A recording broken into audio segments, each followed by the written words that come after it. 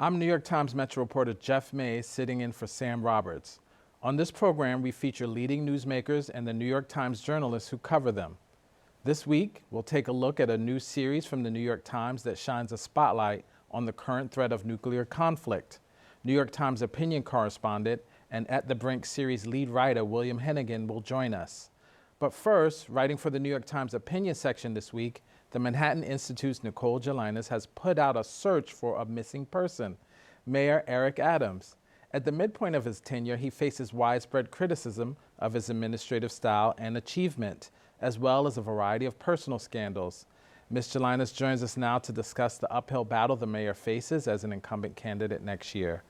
Welcome, Nicole. Thank you for having me on. Thanks for coming on. Your piece was titled "The Disappearance of Mayor Eric Adams." He's still around, so explain what you mean by the disappearance of Mayor Adams. Right. New Yorkers have gotten used to the reports of Mayor Eric Adams out on the town. You know, he loves to go make an appearance at the nightclubs, at the top restaurants, and so forth. But where he is missing is policy accomplishments, or even the hint that he is in the process of achieving major policy goals to start to cement his legacy, whether he's a one-term mayor, in which case he doesn't have very long to accomplish some big picture things, less than 2 years, or even if he's a two-term mayor. When you think about the legacy projects achieved by Mayor de Blasio, Mayor Giuliani, and so forth, you have to, Mayor Bloomberg, of course, you have to start these projects very early on. I mean, things take major infrastructure projects, for example, takes years and years and years. You have to be thinking about this on your first day in office. So where is the mayor in terms of, if we're sitting here 10 years from now, what are we going to be saying that Mayor Adams accomplished? So, I mean, looking back at some of his predecessors, what do you think they have had accomplished at this point in their tenure? Right. I mean, if we go frontwards in time from the city's recovery from the fiscal crisis, so we start with the Ed Koch mayoralty of the late 70s, much of the 1980s. The mayor had begun to think about rebuilding the South Bronx and the Mid-Bronx after years of disinvestment and poor management on the part of the city.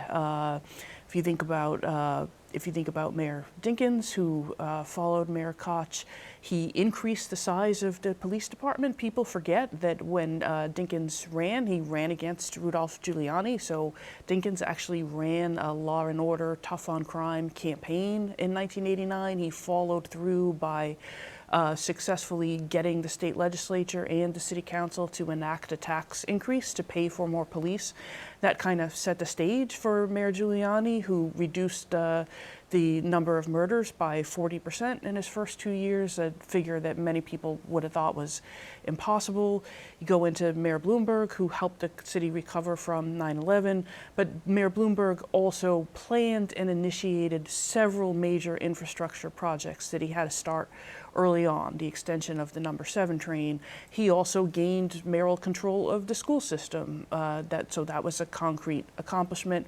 Even Mayor de Blasio, whom many people kind of see as an unfocused mayor who kind of just rode on the waves of past success, he ran on creating a pre-kindergarten program for all students, and he accomplished that in his first term, and that helps parents and children across all income levels. So you can sit here and say all those mayors had their problems. We like some of them, we don't like others, but you can say, what was that person's main accomplishment? It's hard, at least for me, to figure out what we would say is Mayor Adams' main accomplishment. Well, I mean, let me play devil's advocate. He might argue that they're moving forward very quickly on trash containerization, which, other European cities are much further ahead of us on.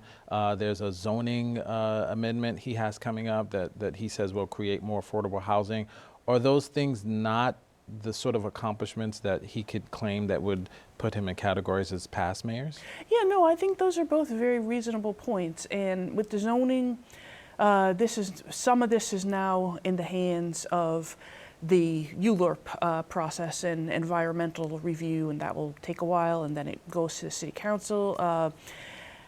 I think for the mayor to make sure that the zoning changes go through, He's going to have to improve his relationship with the city council. I think there have been some missed opportunities there. The council has been becoming more moderate over the past year or so.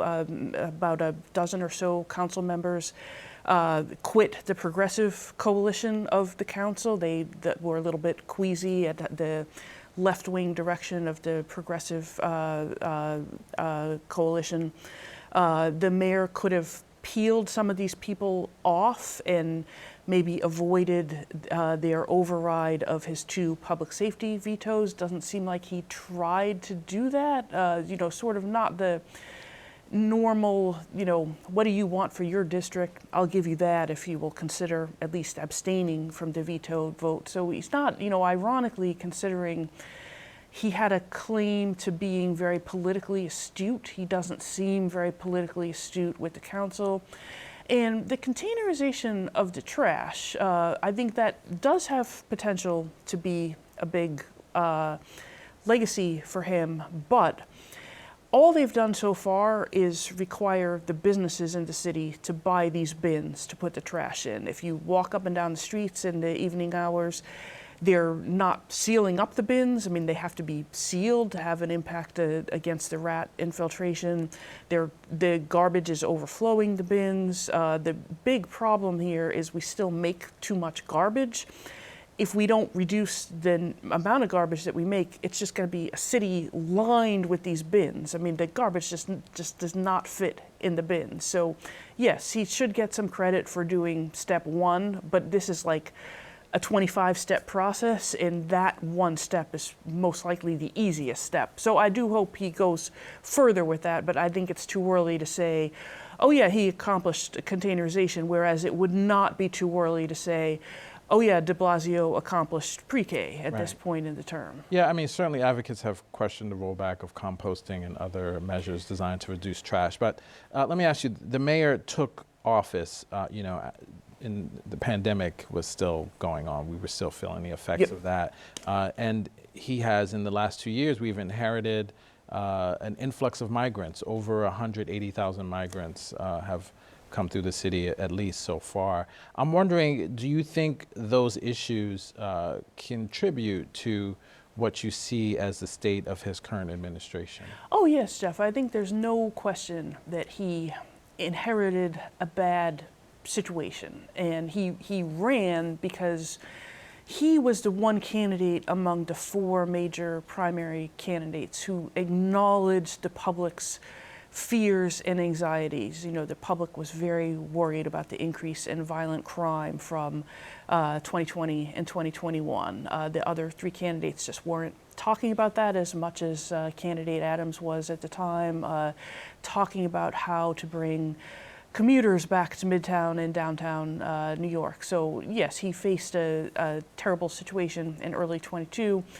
I think the question is, has he done enough to make the public and also make the business world confident that we've turned around? And I don't think that he has. I mean, if you walk around Midtown and downtown, yes, things are better than they were in 2022 and 2023, but the quality of life situation is still nowhere back to where it was in, say, 2018, 2019. You know, still way too much illegal vending, including the Times wrote about children being put in dangerous situations and illegally vending on the subway. Seems to be no strategy on that.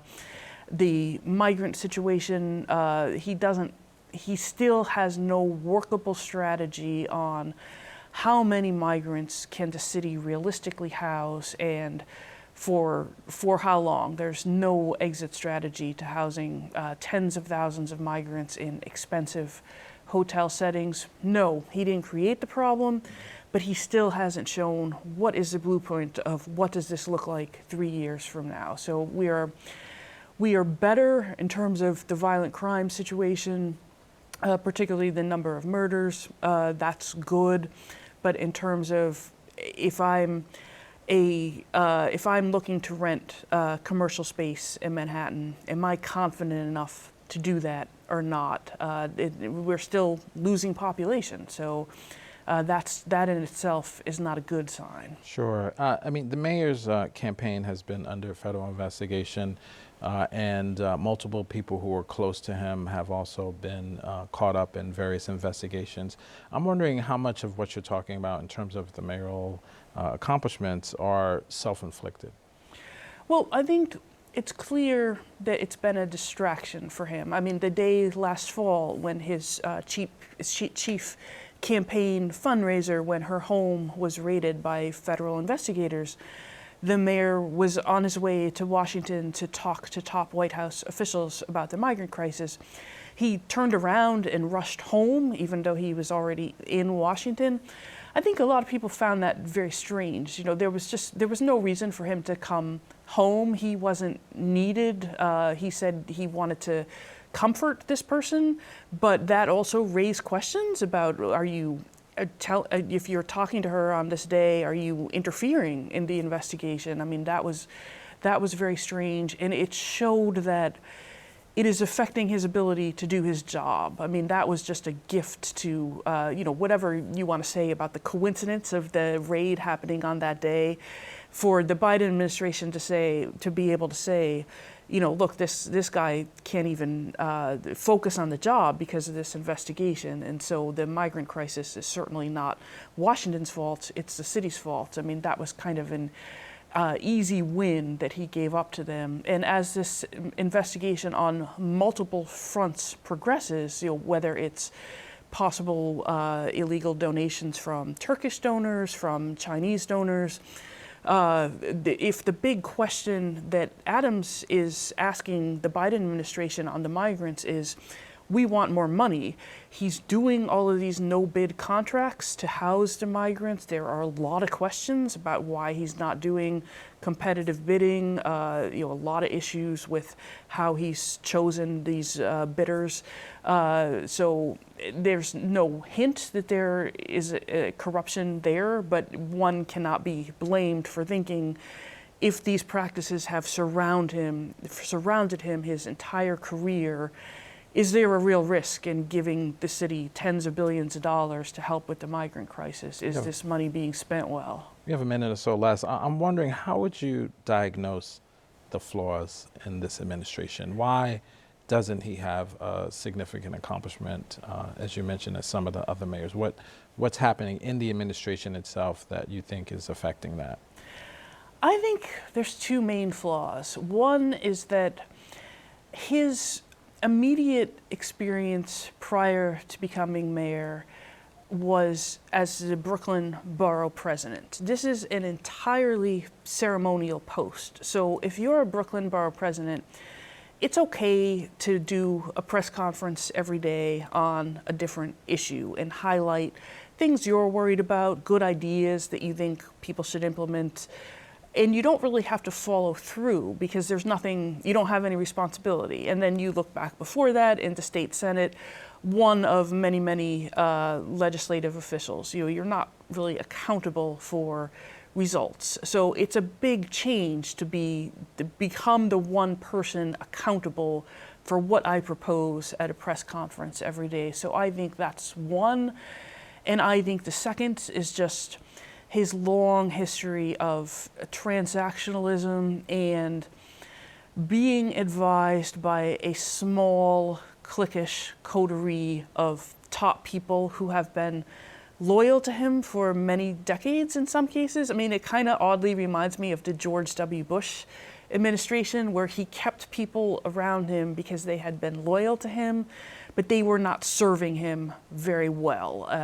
This is a good time in the administration for people who have been with you a long time, say, thank you, I really appreciate all your work, but I'm going to bring some new people in to get some fresh ideas, including on execution. Not be afraid to bring in people from the outside and to let them execute their jobs. A lot of mayors have had to do that. I mean, Mayor Koch had his, they called it a massacre when he axed a lot of people because they just weren't serving him well. Is it time for Adams to do something like that? Tell me in 30 seconds, do you think, in your opinion, can he turn this around? Yeah, he can turn it around, and I think we all hope that he do, because he is still the mayor for almost 2 more years. So I think we all still have to be rooting for him, because we have to be rooting for a more decisive turnaround in New York City than we've seen. Great. Thanks, Nicole. Thank you for joining us today. You can view Nicole Gelinas' opinion essay in full at newyorktimes.com. Coming up next, the New York Times takes a hard look at the threat of nuclear conflict.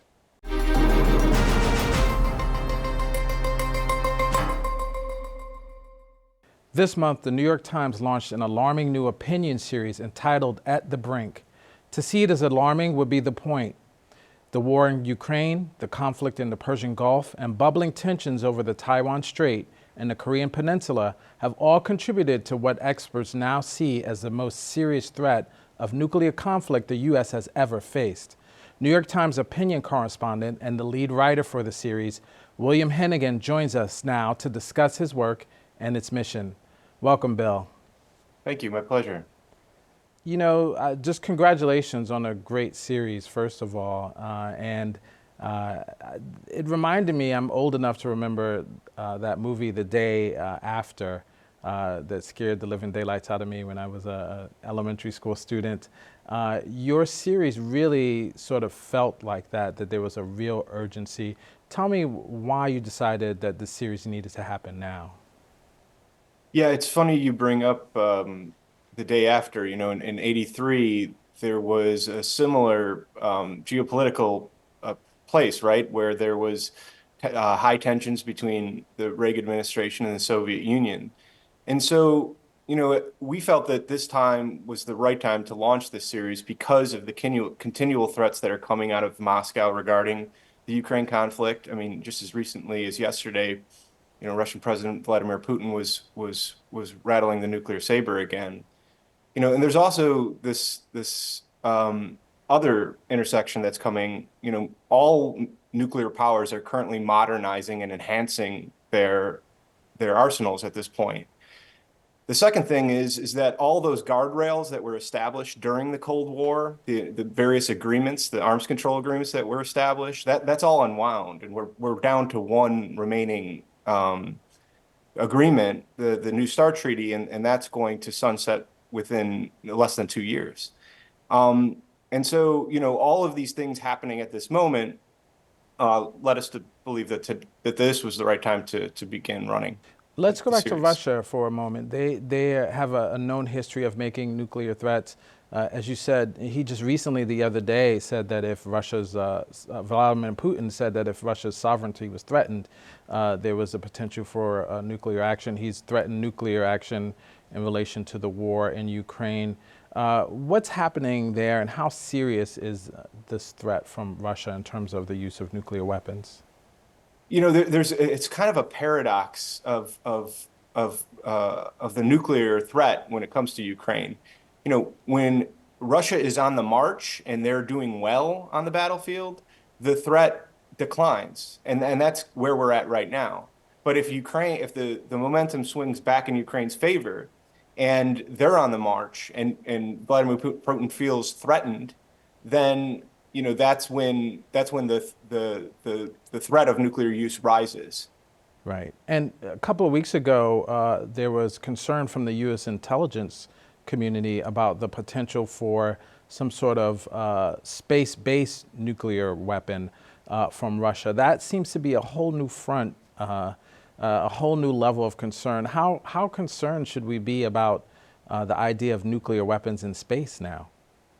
Well, you know, I've been covering national security for 15 years, and you know, one thing that has come up over the most recent years is that you know Russia and China see the U.S. military's reliance upon space to be what they say is an Achilles heel. You know, rely upon it for navigation, rely upon it for communication, and rely upon it for intelligence. And so, by taking out those assets that we, you know, the U.S. taxpayers pay billions of dollars for, will take away that advantage that the U.S. military has.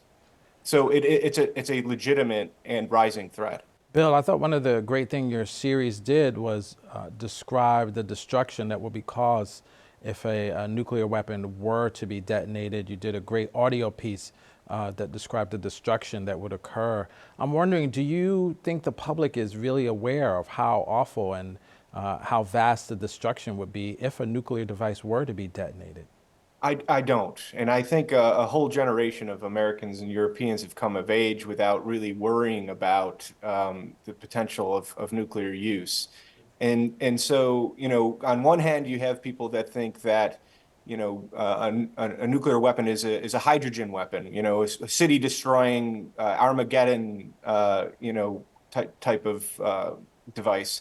And then on the other hand, you have people that think that a nuclear weapon is just a very big bomb. And so, it was inherent for us to convey that, there's a middle ground there.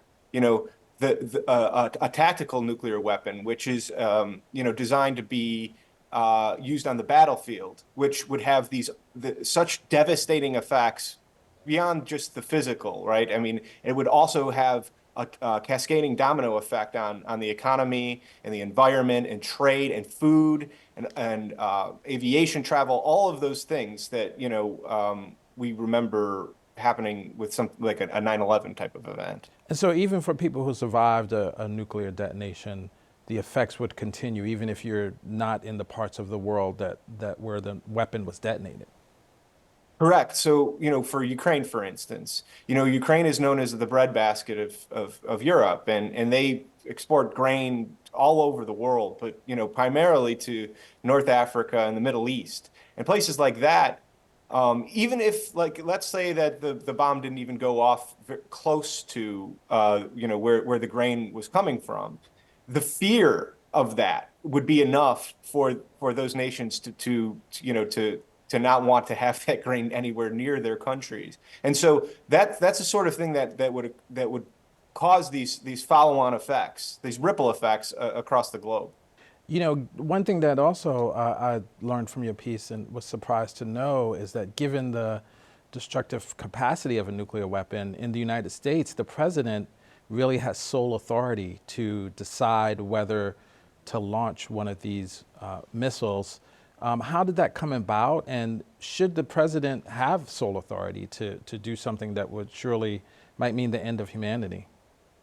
Yeah, exactly. I mean, it's this relic of the Cold War, and really it was born out of World War II and President Harry Truman and the decision to drop the bombs on Hiroshima and Nagasaki. President Truman decided that this authority should not be delegated down to military officers to make this sort of decision, particularly after Russia developed a bomb of their own. You don't want a thermonuclear war to break out because of some overzealous officer. And so, it's remained that way. It's remained that power, that decision-making power has remained with the president ever since. And I think that, as we discuss in an article about the sole authority we discuss about how it takes 30 minutes for an intercontinental ballistic missile to go from an adversarial nation on the other side of the globe to ours. 30 minutes, right? So if you calculate that, you basically, the president has about 15 minutes to make a decision on whether or not, like, whether it's a real attack or whether or not it's going to hit the United States, so on and so forth. So 15 minutes.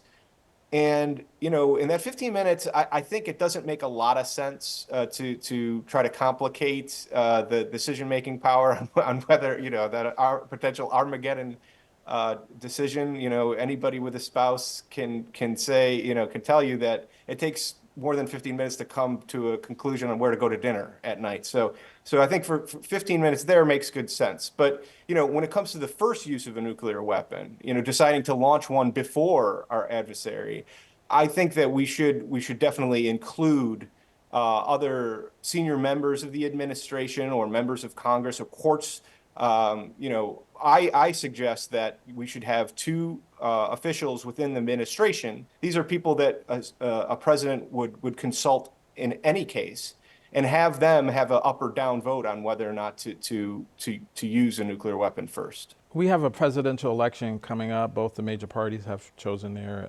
nominees. I'm wondering, is there a difference between how President Biden approaches the use of nuclear weapons and how President Trump would approach the use of nuclear weapons? Well, we certainly saw with the Trump administration, President Trump was very different than his predecessors when it came to talking about nuclear weapons. Remember the fire and fury comments with North Korea. The Biden administration is kind of doing a dual track when it comes to nuclear weapons. On one hand, they are talking about arms control and inviting, China and Russia to engage either multilaterally or bilaterally about forging new agreements. They've not had a lot of success with that to this point. And they're also continuing work that was began in the Obama administration about, so-called modernizing our nuclear forces, which means, not only building new weapons themselves, but also building the delivery systems, things like intercontinental ballistic missiles and bombers and submarines. I think, really what it comes down to is the sort of messaging surrounding that. President Biden has been more like traditional in terms of the mournful restraint when it comes to talking about the power of these weapons and possibly using them, whereas Trump has been far more aggressive. We're at this serious inflection point. I'm wondering, do you see any hope going forward? Is there anything that would cause the world to sort of re-examine the nuclear treaties or to begin reducing their arsenals? Anything on the horizon that would indicate a sense for hope in this area? I do think that we're entering an era in which, there's going to be an open competition. That now that they're not bound, now that nations are no longer going to be bound by the limitations of the past, that they're going to build more. I do think that's going to happen. But, history tells us, the darkest days of the Cold War, and the close calls and the fear of potential nuclear war, coerced nations to come to the negotiating table and identify, weapons that they viewed as mutually menacing and begin to eliminate them and diminish their numbers. So yes, I think that there is a path forward, but and I hope it doesn't come to some of those high pressure moments that we saw in the past, but there is a path forward. Bill, thanks so much for your important work. Thank you for joining us today. You can view current and upcoming pieces of At the Brink at newyorktimes.com. Well, that's it for today's show. Thanks for watching. I'm Jeff Mays, filling in for Sam Roberts. Join us again next week on CUNY TV.